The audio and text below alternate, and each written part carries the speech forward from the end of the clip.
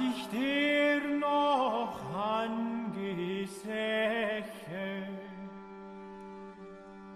so bist du ihr aller Ehre. Was ist Wundes hier geschäche? Dass ein Magd ein Kind gebar, ihre über aller Engel Schar. Was das nicht ein Wunder gab. This is The New Right, a podcast for the lost arts, reclaiming the literary holy land from the heathen. This is Dan Baltic, and unfortunately, we are not joined by Matt this week. He is an international man of mystery. He is doing mysterious things, but so am I, because for this episode 87, I am joined by none other than Rachel Haywire, who is the founder of the gallery called Fiume, which draws its name from the city-state of the same name. She is a noted author, a musician, and a futurist. And we were just talking about the scene as difficult or annoying a term as the scene might be. We're talking about, has it died out, and if so, what is coming next? And my contention is that whatever we meant by the scene is, to the extent it's an artistic, fertile movement, that is more alive than ever. And yeah, what do you say about that, Rachel? What's bubbling on the ground? Well, I don't think it's died. I think it's reemerging. I think that we're experiencing a reemergence now. I think a lot of the energies that were found in the early days are kind of like coming back in this new incarnation. And I find that exciting. I feel like there's, this new emergence, but that it comes from an earlier core. Absolutely. Yeah. I mean, I the way I kind of see it developing, or that it has developed, or the way I see artistic movements often developing, is you have an avant-garde, and they produce art that is transgressive and cutting edge, and then you do have a sort of gentrification process where the mainstream kind of buys into it a little bit. And I think in different eras, maybe it would be the case that a movement gets stamped out by the mainstream just absorbing it. But I don't think the mainstream today is constituted in such a way that it can fully absorb anything like what, for want of a better word, what the art right is, what, any of the stuff that we're talking about is, because it's, the for a number of reasons, but I think atomization and a real kind of, even though there is a vibe shift that has occurred, a real censorious buy-in to an official narrative in the mainstream culture. It cannot really absorb the energy of this scene in a way that truly co-opts it. So I think what I think is happening is it is the ground floor of a parallel artistic economy. Yeah, I feel the same way. I mean, this is something that I prophesized in 2015 when my first book, The New Reaction, was released. I wanted to see this new art scene emerge that was very organic, that was very vital and confrontational and like truly transgressive. Like a lot of the bands that I listened to in like the early 2000s, from the industrial, goth, and neo folk scenes, like that very performative, dark, creative expression of the self. I ended up calling it the art, right? I felt like this was the thing. And it took a while for it to really emerge. I still feel that we're at the very early stages of it. So I planted the seeds, but I still think this emergence that's happening is really only the beginning. Absolutely. Yeah. I think that, I mean, again, a credit to you for being an OG here. I kind of came on more around 2020. New Right started in 2021. And, yeah, people who were kind of in the trenches in 2015 and earlier, it's, just kind of like, when you meet someone that kind of saw through what was going on and saw that, it does, at least in me, induce a certain admiration, a certain, for the foresightedness of someone like that. And in fact, earlier today, I was talking with a friend, and he mentioned a kind of well-known figure who has become disgraced, and I, said, well, there's, certainly a lot of figures like that, but someone who I, think from the very beginning kind of called where we would be today way before anyone else. And, I'm certainly not a Curtis simp, but I think there is something to be said for when you think about like, well, where was his mind in 2008? Well, it was like kind of where a lot of people's minds are today. And when you speak to someone who was early and called it right, there is a certain amount of deference I feel you have to give to that. So I defer to you, Rachel. Well, what's interesting to me is that when Curtis Garvin was with women, just Mulberg, and he had the unqualified reservations blog, a lot of people that were reading this were like techie and hacker type people. They were definitely, involved in Silicon Valley at high levels, but they, have these repressed thoughts. And so this was kind of like their escape valve, and like everybody read Yeah, in qualified reservations to just like blow off steam. It was like a tech blog that became a political thing, but it definitely was the roots are very Silicon Valley if you think about it. And I find that interesting in comparison to where we are now with like the whole so-called tech right. And I mean, yeah, there's a lot of different trajectories of how this is being laid out. It's a complex lineage. yeah, absolutely. It's almost as though some people before the Great Awakening, as quote unquote, or maybe not even quote unquote, I think it's, a relevant way to describe it, foresaw that that would happen, and then also saw the vibe shift where we are now, which is like really, I still that think is vibe impressive. shift is the buzzword. I still die on that hill that vibe shift is the buzzword. It's a really good one though. Yeah. I wrote a song called Vibe Shift before the vibe shift happened. So you called it. But it's Um, still it's like, I think what's going on is actually a lot more intricate. I think what we're experiencing is a cultural reawakening. okay. Why don't you say more about that? What do you think is being reawoken?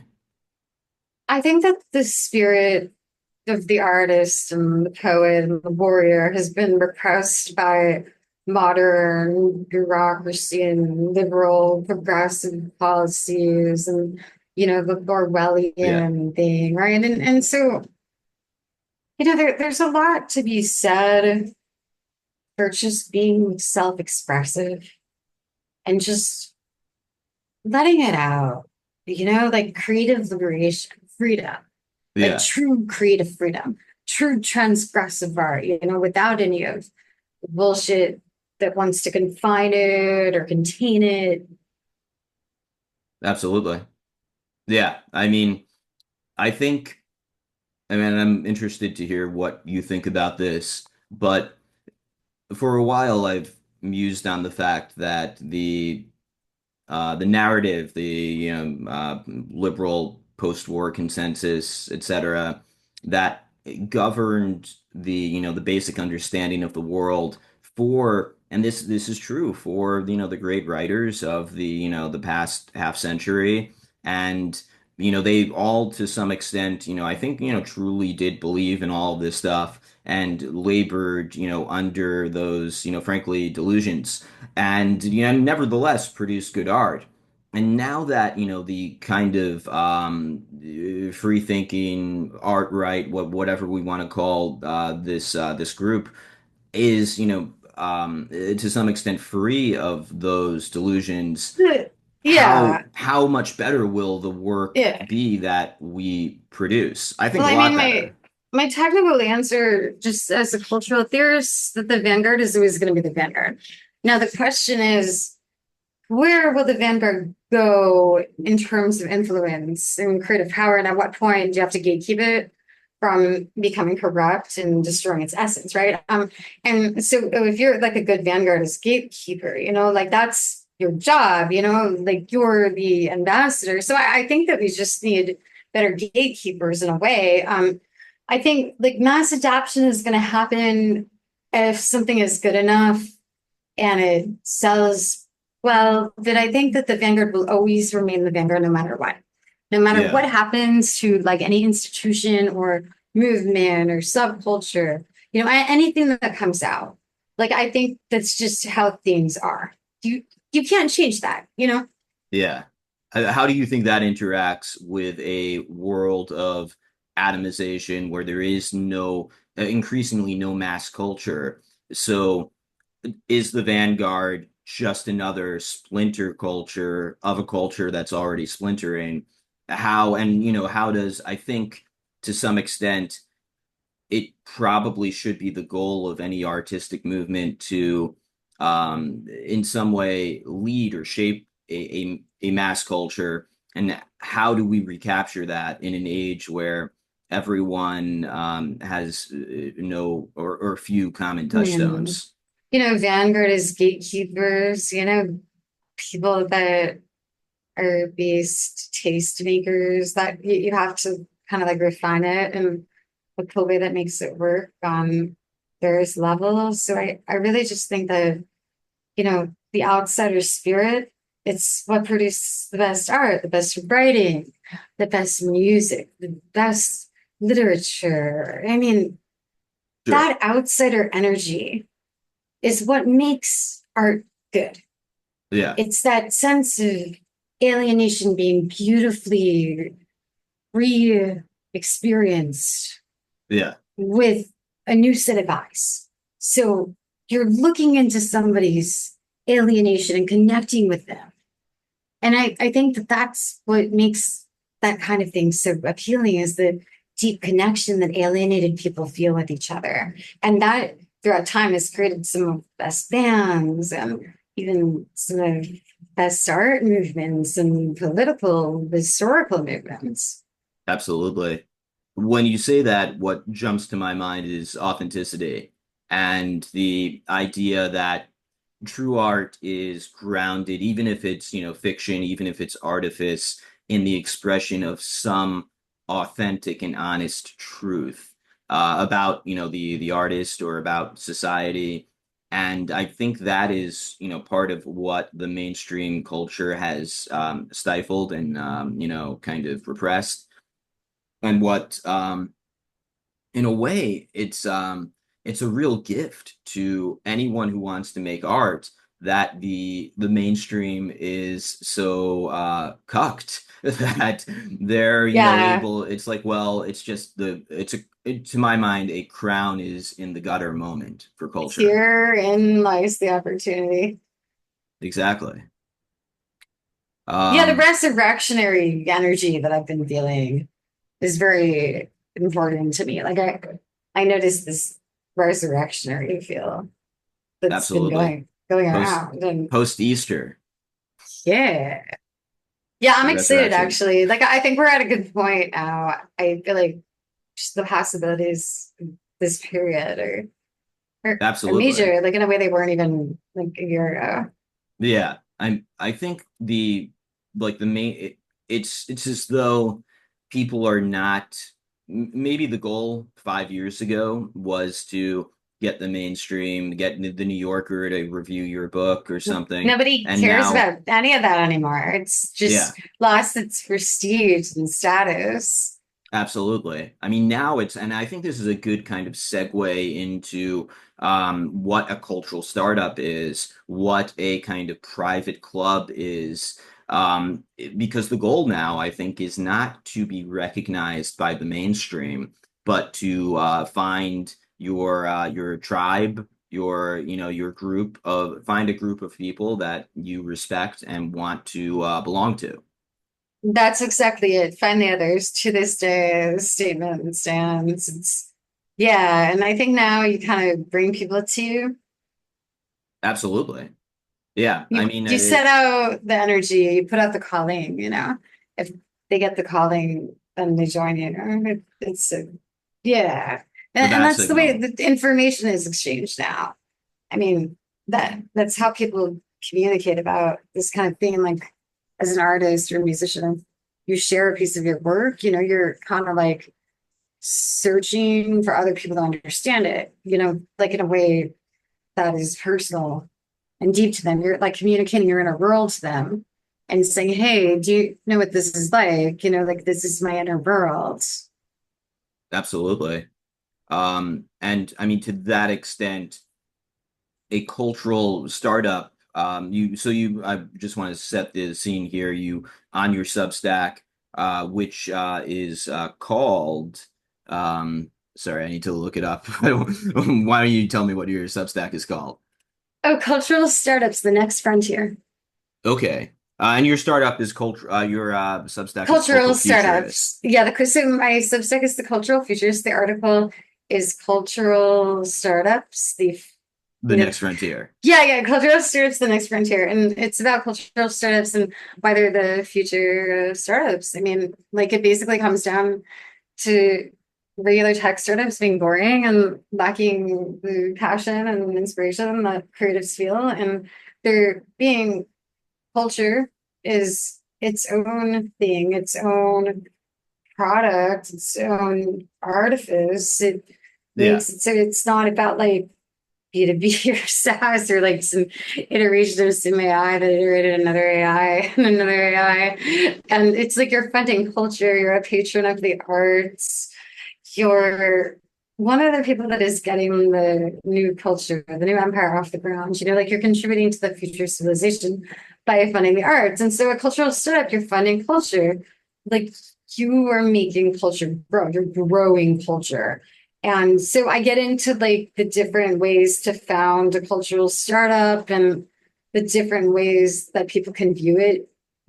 Like I talked about Praxis, I consider them a cultural startup with the creative city thing that they're doing. Like Arcadia is like an art city within Praxis. They sponsored our pre-launch party for the National Futurist Sure. Manifesto Salon thing.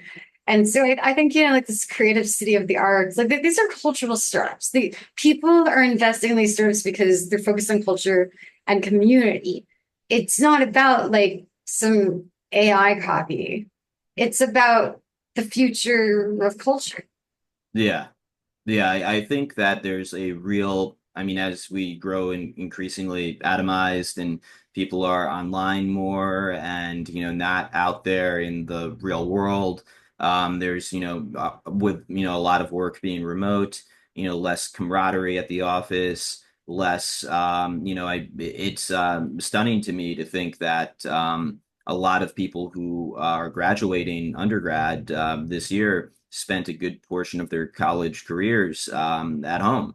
And in that type of world, where there's a lack of, real world interaction with other people, Yeah, we people need are to hungry. bring back the third space. Yeah.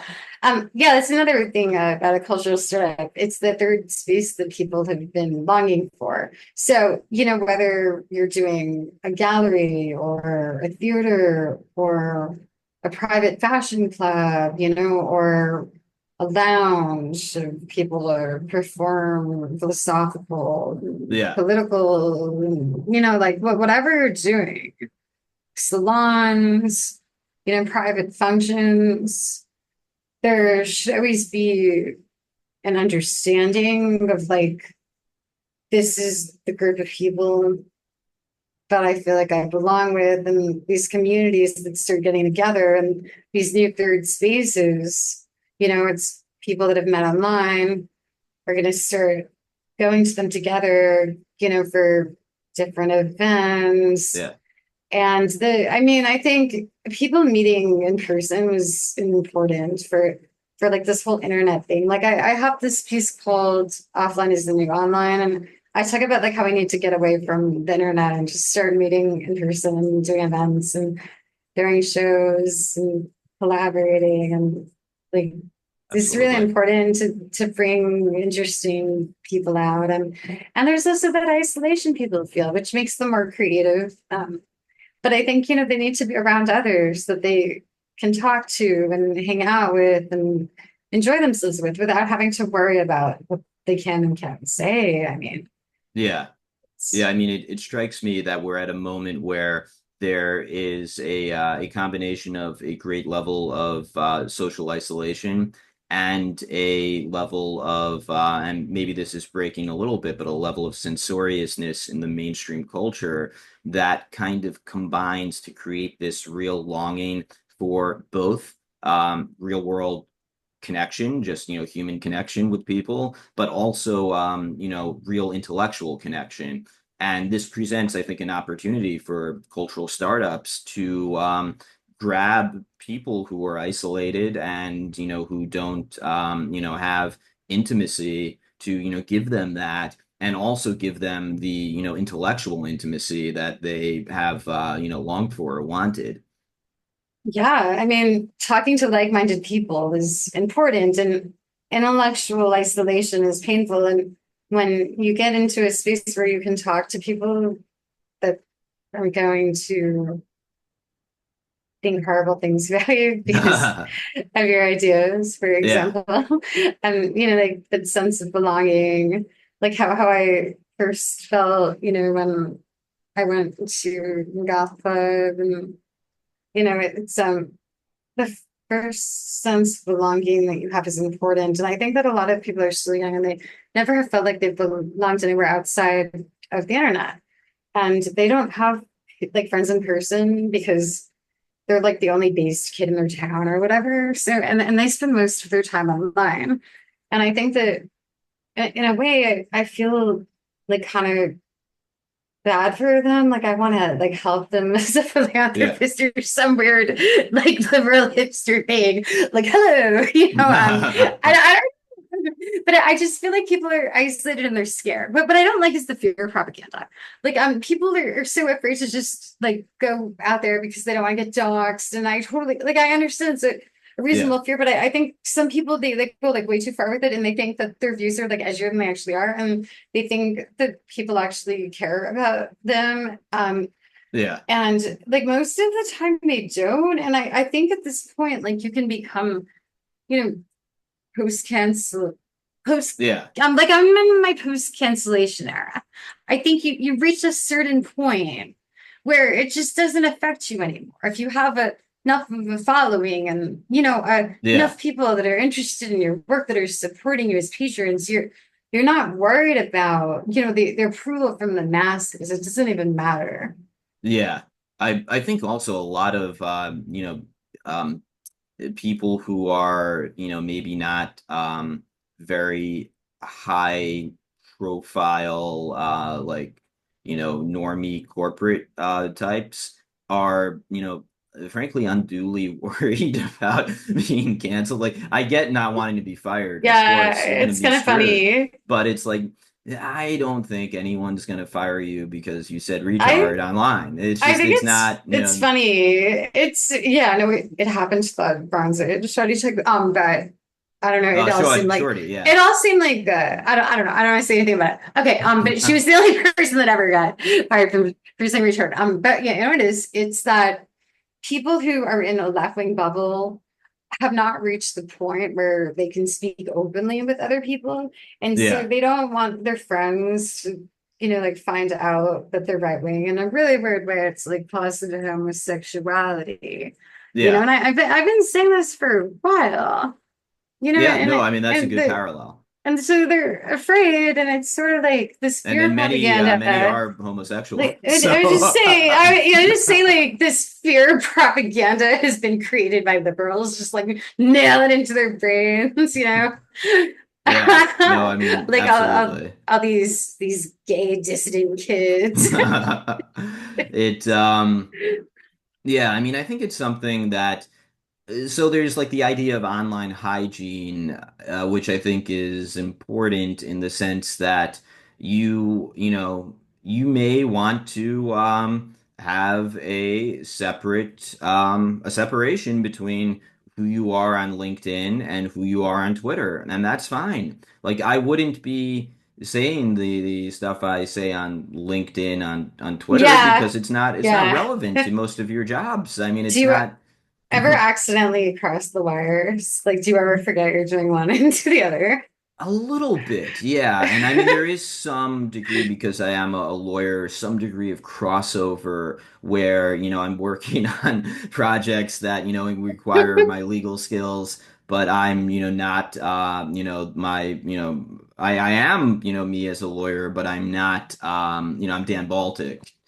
So Yeah. it's interesting. But in general, no. And it's kind of it is tricky and it's weird because I mean when I relate to my parents about it for instance they don't really get the idea of a separation between who you are online in one sphere or avenue and who you are in another, and I think that speaks to a certain the younger, not that I'm even young, I'm 39. I'm not very young right now, but the Ancient. yeah, I'm unk. But there's an understanding of the internet that is like increasingly that it is a third space in a way, and that there is a separation between who you are professionally, who you are as an artist, and sometimes they might be the same, but they're not always. I mean, when I get the wires crossed, it's a weird experience. It's like my public personality is merging with my corporate identity, but in a way, it just like creates a new hybrid. I'm like, wait a minute. Yeah. Like, this actually makes sense because what happens is like if you're, like I mean, I consider myself a cultural futurist because I predict future trends. And, if I'm doing something like under my public personality, and then it starts to get that kind of thing I'm doing gets Mm, traction and people are doing it in 5 years, then like at my corporate persona, I'm able to capitalize on that as consultant because people have, adapted to the trends that I started publicly. sure. So in a way, it's like my corporate identity benefits from my public identity. Yeah. It's Yeah, I mean I that's a think great the synergy to the use thing a corporate is term. like yeah, I'm feeling very synergized. The the corporate world is always going to copy the most safe aspects of the avant-garde Yeah. that are scalable. And that's just the way things work, And so, if you've had experience in these industries with these crowds, you grow to understand the mechanisms, especially as a founder, of like how these trends get adapted that start with these, you know, smaller, edgier subcultures. And I mean, you're able to trace what happens and you notice patterns when it happens to different people and Yeah. different creatives. You see the cycles that work. Yeah. Yeah, I mean, absolutely. It you kind of like spend enough time out there and you see what works and what doesn't, and like, oh well, I shouldn't do that. That's gonna get me, in trouble. And like, oh, this works. This and yeah, but yeah, I mean, I think definitely the corporate culture. As I listened to your episode with Nick Dollinger on the beautiful toilet, Oh, and awesome. and I thought it was very relevant, the idea that the corporate culture is like 10 years behind, and Yeah. you do have to adjust and allow for that the corporate culture is always going to be kind of catching up to what the culture It's so actually cringe is. though when you see it in execution. It's so cringe. It's like you see some ad that's trying to sell you something from something that you like created a decade ago. Oh yeah. It's really unholy. It's like, why is something being sold to me that I invented in 2015? You know? Yeah, absolutely. Like, I think a good It's example of this is like you're on the subway in New York or wherever. I mean, maybe there are other subways in other cities. And there's like those Boston. OK Cupid Oh ads. And like I God. remember, so like when I was The Tinder ones are even worse. when I Bumble, was oh my God, it's horrible. When in like 2010 or so, 2011, or more like actually like 2009. Okay, OK Cupid Cupid was was great. good. It was Okay, Cupid was amazing. good. It had its And era. Yeah, yeah, it yeah. was like it functioned well. It was like I'm as of several months ago newly single, so I joined OK Cupid and I tried to use it. I'm like, this is absolutely, and it's not my It's just complaint. another swiping app Yeah, now. well, What it's was worse. It's just like the people on it. It's just like Oh God, they're total garbage. disgusting. They're disgusting. Yeah, I can't it's handle it. I can't. Yeah, you know what it is? It's that okay. Okay, Cupid worked because you could search for people that were in you can do similar whatever you bands or want. Yeah, authors as you. So if I wanted to like look up somebody who's into Nietzsche, I could just like look yeah. up You could just use the Nietzsche as a phrase search Nietzsche and word. like all the profiles would come Yeah, up of people that were it was yeah, I don't know you why can't do they that anymore. changed that. It was such a good model.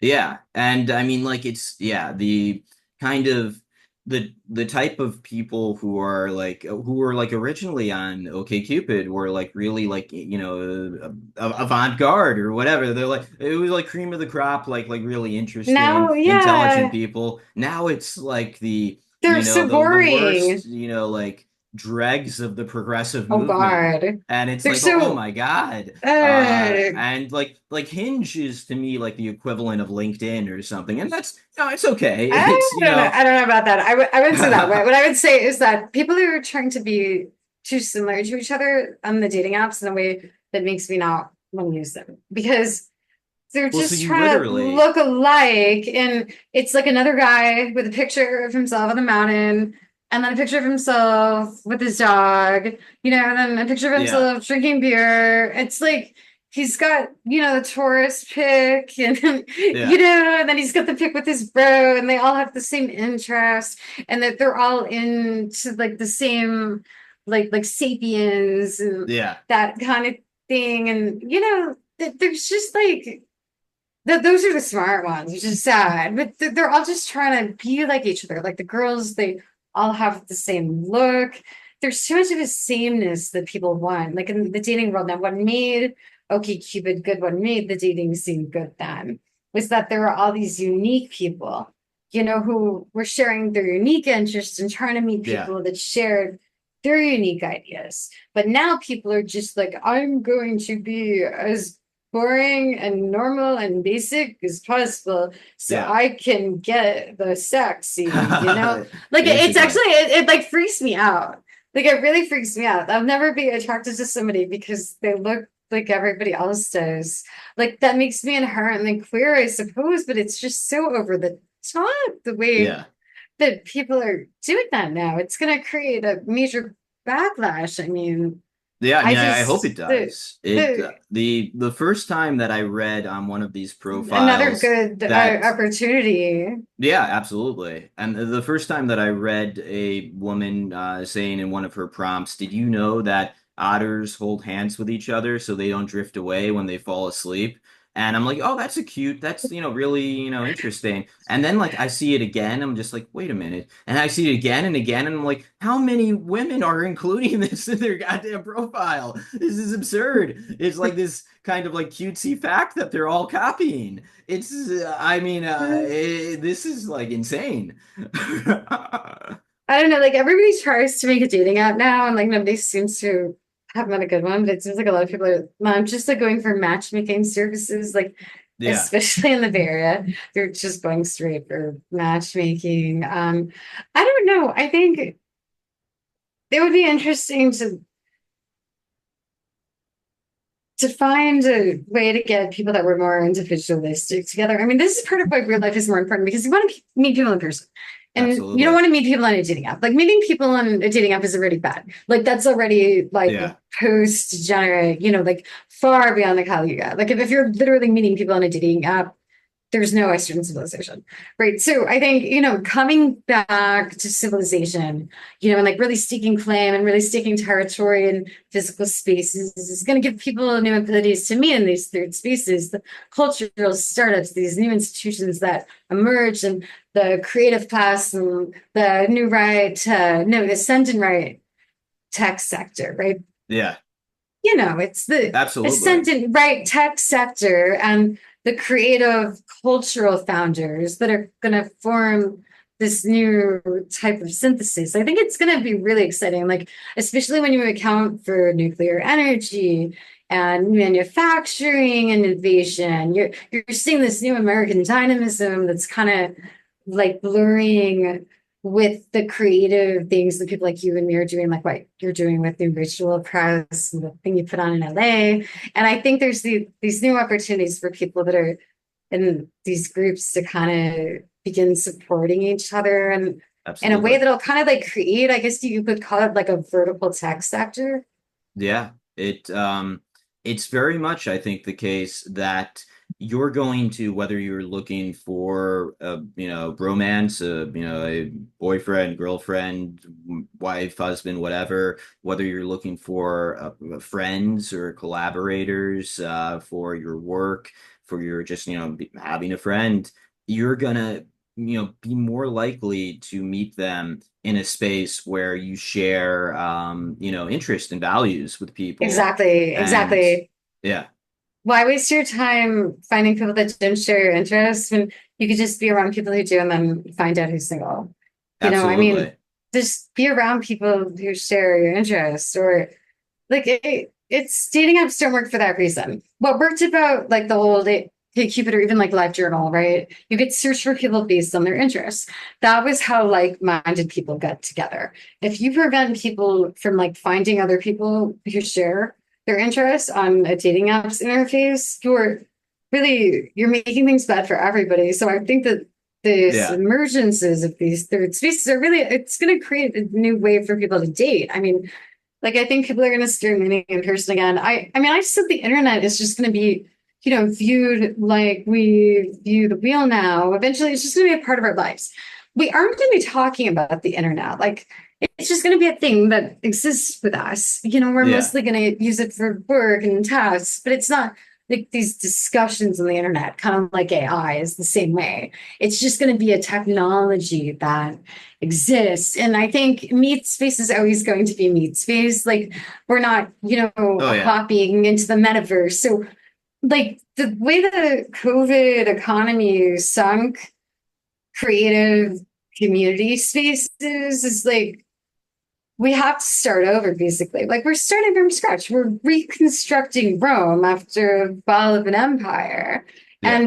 And like new cultural institutions I think will eventually become the dominant mode of socialization, and that people not even see the internet as a thing. Like, I really do think it's sad that there are all these brilliant kids, these writers who have these incredible political ideas that are like trapped in these back end channels with people they can't relate to in their hometown, Yeah. just like posting memes that are like, I mean, there's something about it, like it's cute, it's endearing, but it's also like they deserve better than this. Like the new Yeah. generation deserves better than being confided to these Discord channels. Yeah. Absolutely. it reminds me kind of how I got into this this scene, whatever, being Dan Baltic. Well, I mean, I guess I got into that by writing Nutcranker, which I did during COVID, and it was lonely. I was by myself, and I kind of tried to get it into the mainstream publishing industry, didn't get any bites, and I was kind of frustrated. I wanted people to read it because I wrote a novel. And so at that point, I joined Justin Murphy's Indie Thinkers Network. And Oh, okay. I was on Another Life a all right, yeah. few years ago. Yeah, there you go. I was on Indie Thinkers before he rebranded it as Other Life. He had the podcast called Other Life, Oh, but his network okay. was called Indie Oh Thinkers at yeah, the I think time. my friend Raven did one of his classes, I think, on Strauss, I think it was, or Yeah, I mean that. something like So I that. Yeah. think Matt. So that's where I met Matt. Matt Pegas, Oh, my oh, co-host cool. on Okay. New Right, Nice. Yeah, we've hung and out before. That's so funny. yeah, and I think he took the Strauss class actually, and Yeah. it was really kind of like electric to meet him on this Indie Thinkers Network.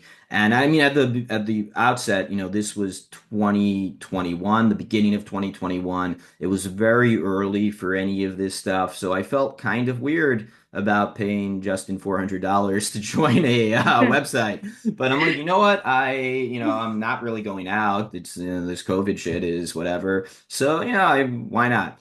And so I did, and what? That was probably the best $400 I've ever spent because my friendship with Matt was what kind of built all of the art that I've created since then, and the kind of and a lot other friends and various big important parts of my life. He, yeah, he was really early. Like he's been around for a while. I was on a show with him like over a decade ago with Wow. Robert Stark. He's OG. Yeah. I think that people like you, like what you guys are writing is attracting attention of a lot of people. I think that this lit genre Yeah. is taking off in a Oh way yeah. that is interesting, and I think not all of it is good, That is true. but the good is really good. The bad is horrible. I think Yeah. most of it is like shitty auto fiction, but the good is really good. And so there's this whole new literary movement. I guess that's the new right, like your podcast. I guess that's kind of like what you're Yeah. tapping into is this like new, literary potential. Absolutely. I mean, there's like an existing, of course, like alt-lit community, and I do think there's a lot of good writers in there, but I mean, it is, to some extent subscribes to the same progressive orthodoxy as and even more so in some instances, as the mainstream culture. And that is just poison to art because it suppresses authentic expression. And the whole point of New Ritual Press, it's on our website. We call ourselves a truly independent press, and yeah, that's the goal to promote voices who are just saying whatever actually feels true to them. And so like our breakout author, the first author that we've published, we haven't published our second yet, but that was only a few months ago, so we're on track. Is Omar King, and his novel is called An Odyssey of Dingbats. And yeah, it has really taken off, and he is he wouldn't mind my saying because it's part of his life. He's an autistic like 25-year-old, works at Home Depot, and he he's really a captivating speaker and writer, and he like it's amazing to see crowds listening to him read right now and thinking, okay, we had something to do with that, and that feels great. Yeah. Yeah, I think it's very gratifying to know that you've set things in motion in this way. I think that, having these accelerationist cultural moments and which people set the foundations for things that develop into these alchemical social artifices is like the fabric of empire. Culture is the fabric of empire civilization. And So when you're creating something that is literary in nature, you're creating this whole universe with in itself, and it becomes adapted into the mainstream culture, right? And then it is the next building block that's used for civilization. I think like culture is the only thing that is actually civilizationally producible. You know, Yeah. because everything goes to waste, you know, after any period of history, like on a cyclic level, but culture will always remain. Yeah, absolutely. And it will shape the future. So like I remember reading, I don't know if this is true. I actually I think I heard it on a podcast, but you should always believe everything you hear on podcasts, so it's probably true. Uh that the current day Hungarians have like very little Magyar genetic ancestry. It's like almost non-existent, but they nevertheless, fully embrace that history. And, the Magyar culture has kind of shaped a lot of, what they believe and, their kind of cultural ethos. And that, there's, many instances of that where a culture, I mean, obviously probably the best example is Rome. There are no Romans anymore, really. I mean, they're genetically, yes, they're in everyone, but there's no real Roman today ethnicity. But their culture, of course, is seen everywhere in Exactly, everything they do. exactly. Yeah, I mean, the Roman spirit, I believe in spirits of culture. So I think that, you can carry on your ancestral traditions in a way that is executed energetically. I think that it's a shame that, these new age liberal hippie type, preppy, whatever the fuck, right? That they use energy in this way to talk about like vibes essentially. Like that they use it in a very casual way where I think like true alchemical energy has a national component to it, and that there are these energetic currents of the different nations that have a presence that create the spectacle, the society, Yeah. production, right? Like the creation of empires and mechanism, right? And I think that because of that, what we have essentially is people acting out new regimes. Yeah. Like we perform regimes. That's, our functionary role. Yeah. Yeah, no, I agree. And I think we're at a real kind of turning point because the old regime, to the extent American post-war liberalism was, I think we mentioned earlier, it was like a narrative that everyone bought into. That doesn't really have purchase anymore for a lot of people. And but by the same token, I had a tweet recently, and I'm sure as a futurist you would agree with this, that the next thing is not going to be the previous thing before the previous thing. It's not going to be, oh, go back to, rewind 600 years. That's just not how things work, really, because unless there is a true cataclysmic collapse and, almost everyone dies, no, everyone knows what happened. So they're not going to you can't actually pretend to be the person you were 3 days ago or 2 years ago because you're not that person anymore, but you can be something new and something different. And I think, we are at the point where, and this is, obviously a very futurist contention. So, you probably have more insight into it than I do. But I think we're at a point where we're ready to define what our philosophy and culture looks like. Well, I would go to a D'Annunzio quote. He says, one must live one's life like a work of art. One must live one's life like the work of art. Your life is a work of art. And I think David Bowie was somebody who epitomized this really well, or Ian Curtis, Joy Division. Live your life as art. Your life is art. And I think you get more people that are doing that kind of thing, and these energies can kind of come back. And I think that's like essentially how to revitalize America is just to like bring back, these raw creative energies.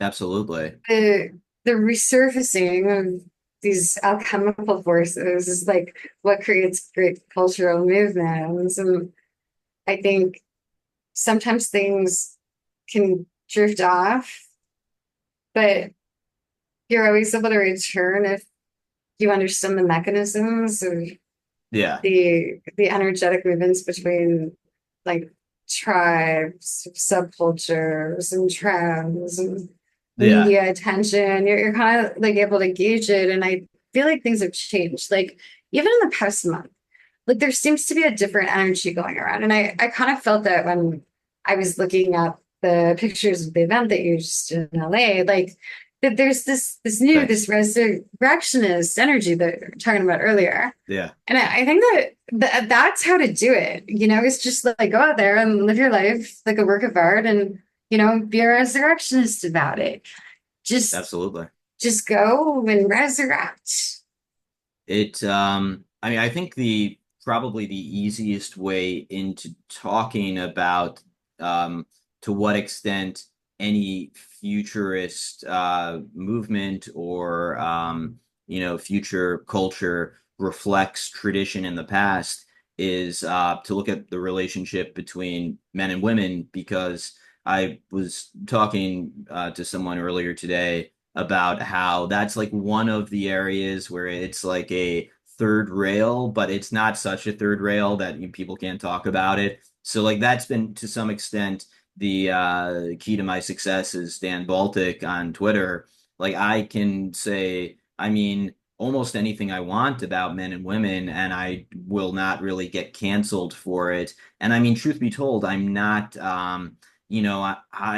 I really do like women, and I'm not really very bitter. So the kind of red pill stuff that others engage in, I think that hasn't really. I know people don't get canceled for red pill stuff related to men and women, but I mean that hasn't really held me back either. But I do think that the relationship between men and women right now is extremely messed up because of various social forces and I mean, technologies.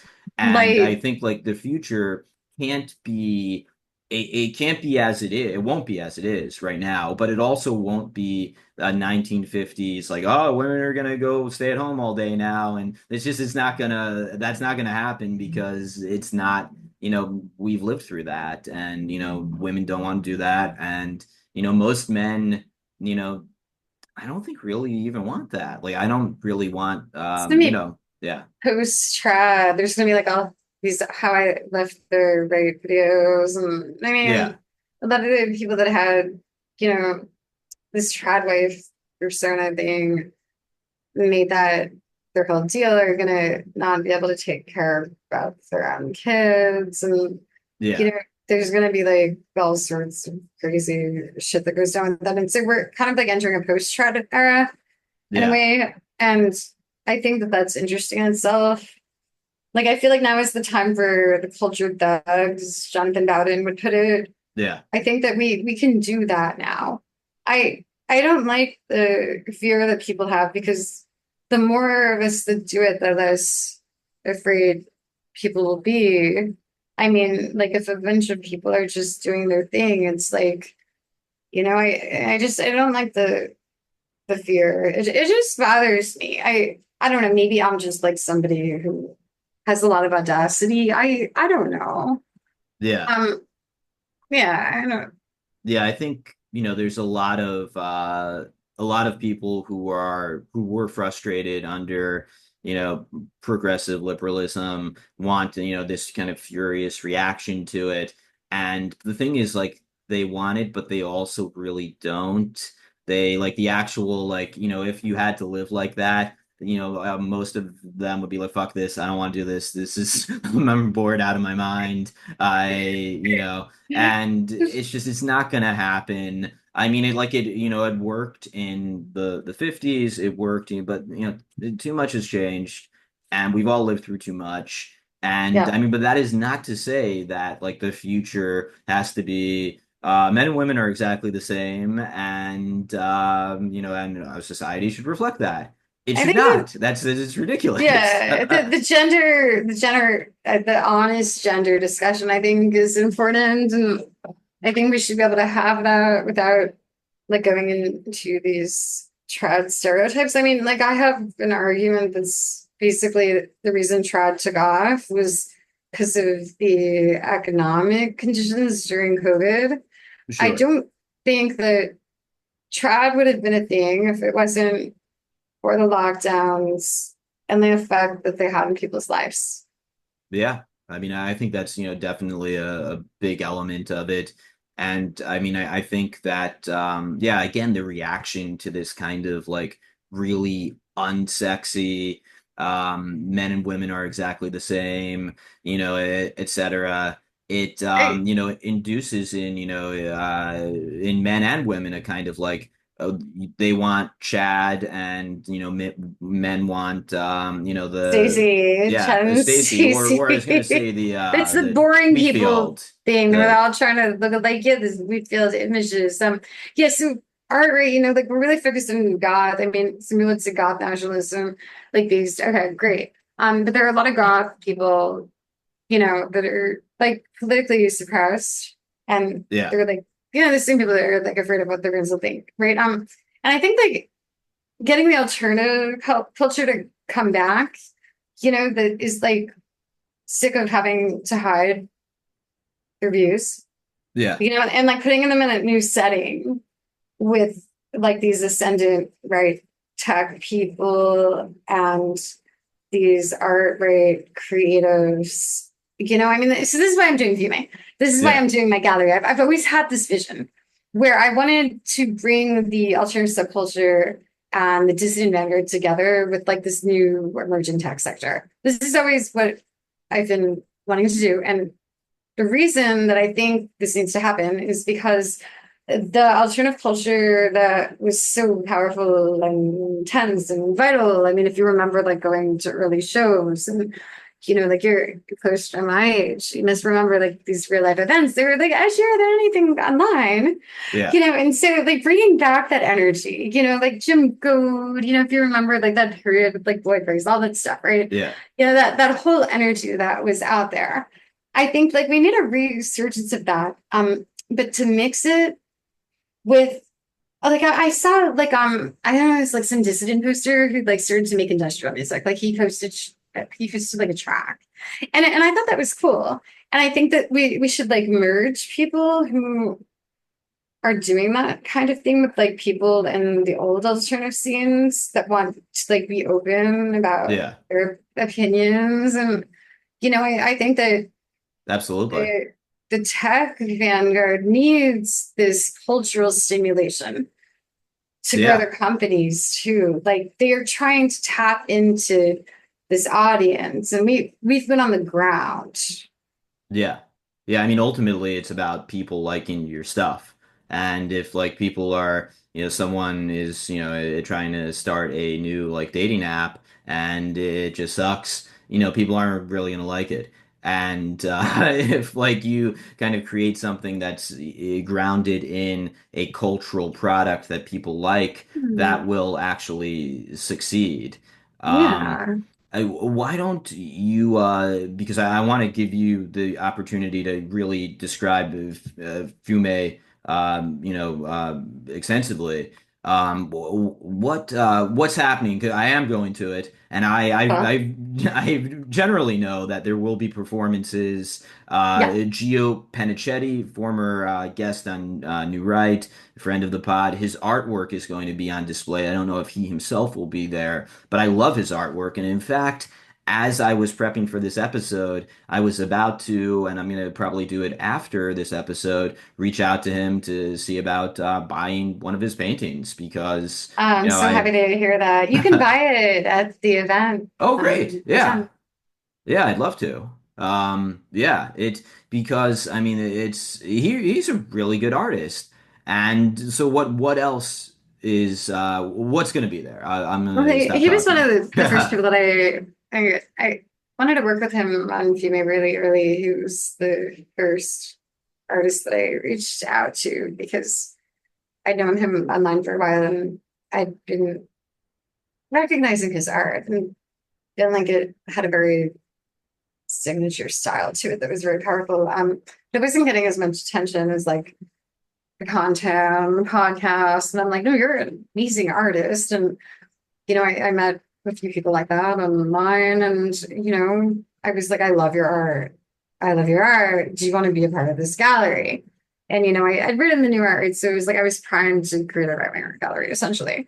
And I wanted to have this luxury art vibe. Like, this is why we decided to do it in Chelsea, because we could have our own presence. We could become a part of the luxury art world, and we would have like the dissident avant-garde mixed with like the alternative culture pioneers that are sick of the narrative, and like everybody just kind of enjoying themselves in this new way. And, like you've got these ascendant tech people coming in, you've got all these poets, you've got all these fashion designers, you've got like people that just want to talk, like counter-revolutionary philosophers who just want to have a really good discussion.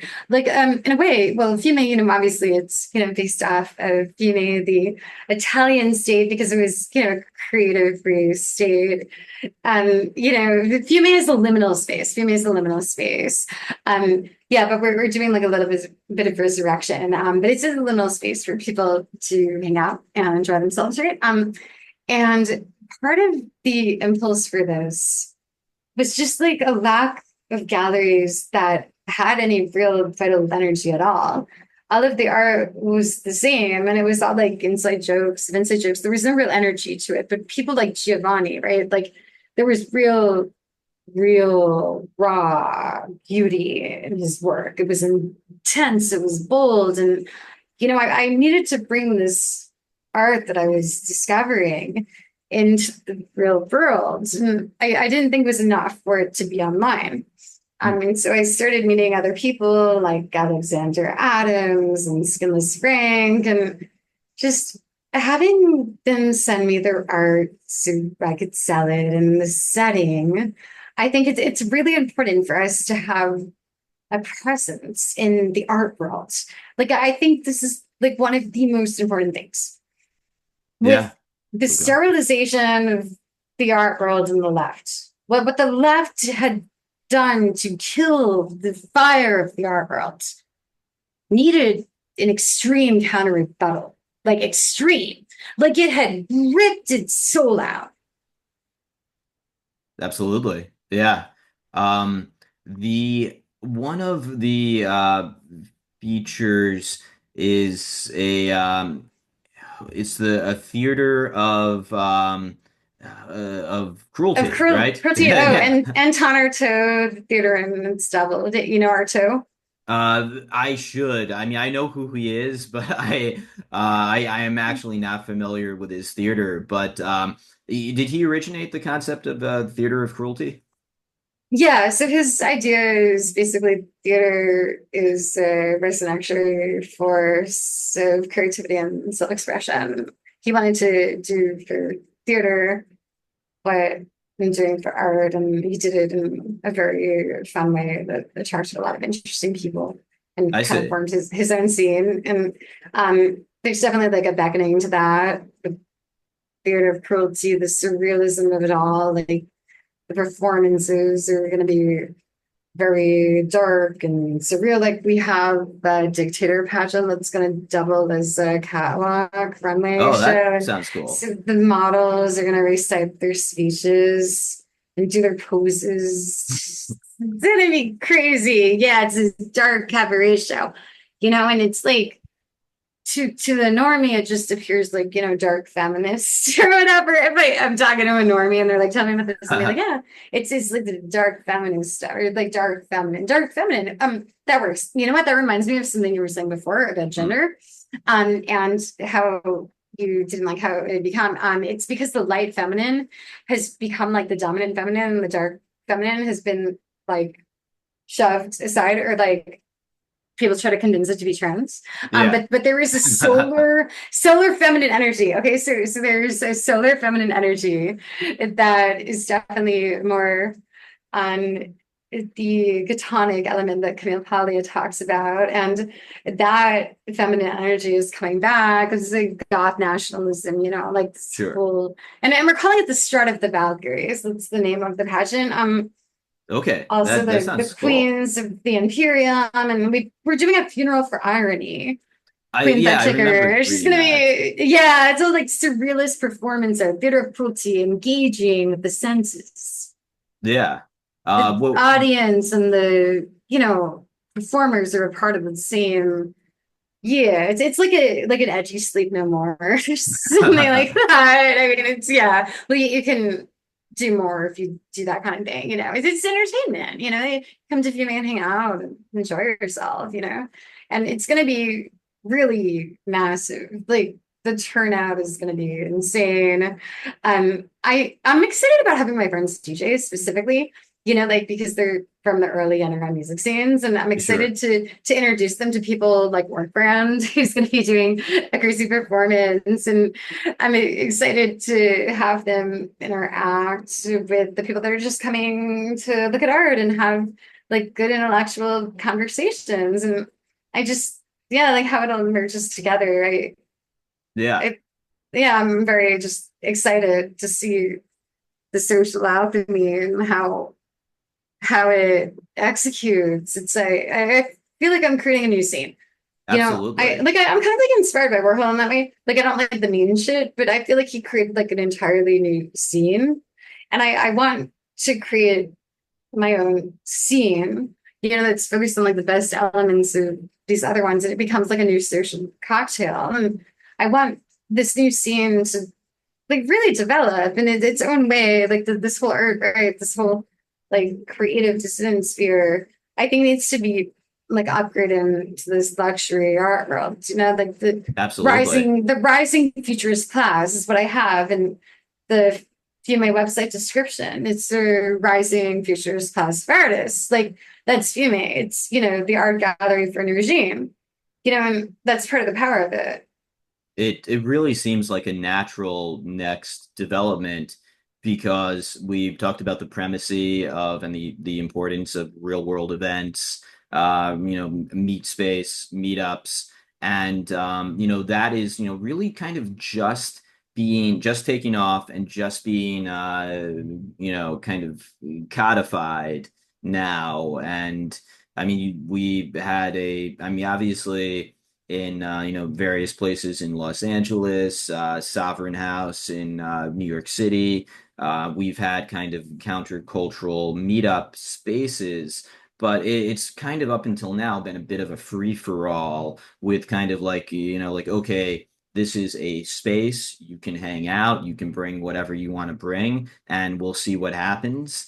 And I really am excited to see people like you kind of claim spaces and try to actually create a real world culture Thank that you. is a movement.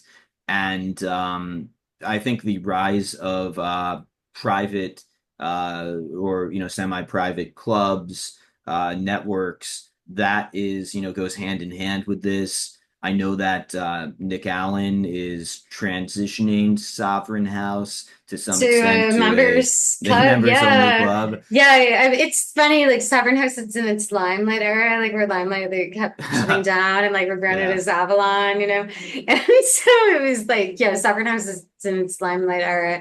I think that these members only clubs are definitely like the future of creative entertainment. I think, Absolutely. yeah, and this is I have a funny story about Sovereign House. It's kind of off the cuff. Yeah. But okay, so I'm like used to going for like the more weird political, you know, performance events, right? But I was there for like kind of normie crowd, and what I noticed was the distinction, you know, between the normie crowd and like the Sovereign House regulars, and I Yeah. realized that there was like, and I picked up on it, and other people noticed it too. Counter-revolutionary fashion, the way that people are dressed, there was definitely an element of counter-revolutionary fashion, and you know, maybe it was like mustache or like a lapel or like boots, but it was happening and I really wanted to like hone in on that and get it more and better and harder. Like I want counter-revolutionary fashion designers to like really be a part of this. I love the mods in the UK. I'm very inspired by the mod subculture. I think we Sure. need, like a new type of fashion, like the dark dandy, that kind of thing. I think would be really cool to just have a new style, Yeah. and kind of, I mean, I just like excited by that idea in general. To have like a new version of the mods, Absolutely. in America. And I think that it's going to be counter-revolutionary in essence. And for so long, I mean, people have talked about stuck culture. I think that's, been particularly true about fashion. And yeah, I mean, I think it's, culture is ripe for disruption and, a change and someone articulating a real vision. Because when you think of like, oh, okay, 90s fashion, I have a sense of, I mean, I'm not, much of a fashion person, but I have a general sense of what 90s fashion was. I don't really have a sense of like, oh, that was 2000s, I mean, I feel 2010s. like militant and sexy is the way to go now. Like sexy militant. Sure. Yeah. I mean, what's good about it is that fashion expresses things that you can't say with words because, well, you can say them. You just can't say with words. So fashion expresses this. You even saw it like early clubs, like in London, like Torture Garden, where they came out in like these SS uniforms and they started like dancing to like fetish music, right? Because it was like the spirit and being. So Yeah. so it became like this style. So I see this potential to like really express these wild ideas. I mean, I don't like how people in the right complain about theater kids. I think that they're just talking about the HR Yeah. theater kids, right? Like I think the dark theater kids are, the people that create the break, like with the performance of the Yeah. regime and the empire. And the dark theater kids are always going to be the ones at the forefront of this, the kind of like making the wheels of culture turn. And I think, Absolutely. like getting the early people together is important to me. And I mean, it's a challenge to, that there's so much intensity, I, I don't know if it's quite at this level, but I noticed Brian was doing something. I called it like herding the lions. Like, how are you pulling this off? Just like the sheer intensity of this vortex. Yeah. It's so powerful. Yeah, absolutely. And I think Dark Theater Kids is a great way to put it. That the kind of there's a reflexive reaction to art as being something that is liberal and wimpy or what have you, but that's not really true. And art is probably inherently not conservative, but it can be vital. It can Yeah. be right wing. You can't be a vitalist if you're conservative. And the thing about that, unless you're a conservative revolutionary, that's the only difference. So Yeah, I would say like I'm never gonna call myself a conservative, but I could say that I was a revolutionary conservative, like beckoning back to the revolutionary conservative era, in sure. Germany with like Junger and that kind of Yeah, thing. And in a way, like you may, I was getting into this before, how obviously it's a homage, but it's also okay, like how I picture it. It's like, what if you were in Weimar era Germany and people were just starting to become nationalists, and the cabaret dancers were like interacting with the conservative revolutionary intellectuals, and everybody was just like yeah, talking and hanging out. So like this pre-World War II period, yeah, just like these interesting forces, and yeah, absolutely. I'm a concept bag. No, I mean, yeah, there's, absolutely, I think, a connection between vitalistic political energy and artwork, and, it one can kind of like feed into the other. and the idea that art is something that is only for theater kids. Well, like, I mean, art is Yeah. for artistic people, but that doesn't mean they're all woke. That doesn't mean they're So this all is the progressive. core is that they never have been. They just lied because they wanted to fit in and were afraid of getting canceled. And this new vitalist art movement that is definitely right wing is definitely not conservative, unless you're using it in the conservative revolutionary sense, right? Is that, obviously you can be a right wing futurist. You do not have to be conservative. You can be a right wing libertine. You can be a right wing accelerationist. Conservative and right wing are not things that should be used together as much as they are. And the way that people view that on such a basic level, like, infuriates me. That's one Yeah. of the reasons I coined the term art right, because I'm like, I'm not going to consider myself this thing that people will think means I'm like some conservative, because I'm not. I never will be. Yeah. Conservatives are just progressives that are slower. Progress and conservatism have both slowed us down. We need futurism. Progress, conservatism, fuck these things, honestly. Like, what use are they in this post liberal civilization? They mean nothing. They mean absolutely nothing. It I doesn't affect what we're creating at all. Absolutely. I 100% agree with that. I think that might be a good place to bring us home, um, because I don't want to keep you for too long, and indeed I have agreements to draft.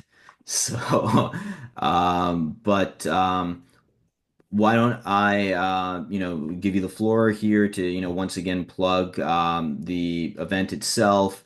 Where can people buy their tickets? And, indeed, people should subscribe to your Substack, culturalfuturist.substack.com. It's just And, culturalfutures.net. oh, all right, there we go.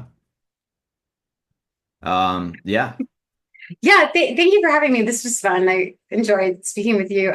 You can go to our website. It's fiume.nyc, FIUME.nyc, and then you just click get tickets here.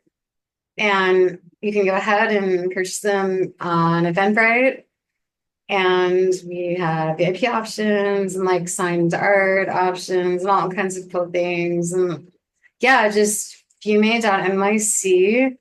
Come out to New York City, hang out with interesting, like-minded people, check out some incredible art, hear some bands play, watch some live performances, check out some DJs, just like come and be a part of our culture. I love it. Thank you for being on, Rachel. It's been a pleasure, and I look forward to seeing you at Fume and Theater accelerating of into the cruelty. future. I will see you there.